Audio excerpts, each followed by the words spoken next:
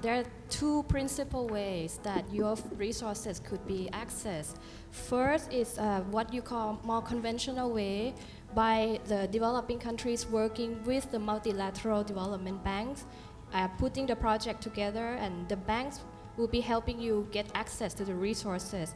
But also there's a second way to access the resources, which is direct access, which is something that the Adaptation Fund is already implementing and the GEF is moving towards.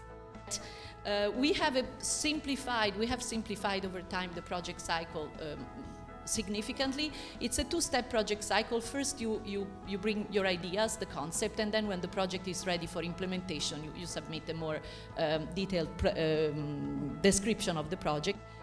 From 1.5 years time, now we had a record of 75 days. So the latest submission from an LDC. The challenges are, a lot is about the information about these funds. These funds are simpler than what people think, just because the access more to the information is more challenging than the access to these funds. And that is to use a programmatic approach to try to identify truly transformational activities that can be undertaken. That is, not business as usual, applying new approaches, and to, where possible, use a blend of public resources and private resources, trying to leverage.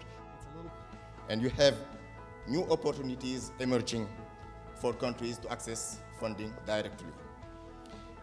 So accessing funds using the Adaptation Fund direct access modality helps countries not only adapt to the adverse effects of climate change, but also it helps them take a greater ownership of adaptation funding flows and project implementation. And this is a very important point for developing countries.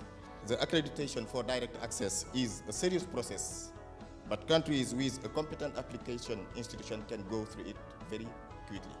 The key was integrating climate change into food security, into water, and into infrastructure protection. I need to say that we've also contributed 40 million into the PPCR, 31.5 million into the Least Developed Countries Fund, and have announced and soon to contribute $15 million to the Adaptation Fund. We sit down with respective governments and identify several areas of priority. At JICA, Japan actually merged the funding agency and the technical assistance agency 3 years ago. And we need to be able to support or become a one-stop service shop. This structure at the domestic level is probably more important than the structure at the international level. Development cooperation funding in terms of procedure is always complicated, and especially on the EU side.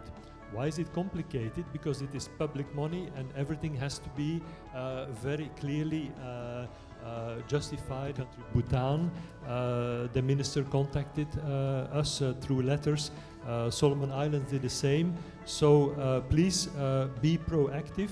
Contact EU delegation in the country where you are based.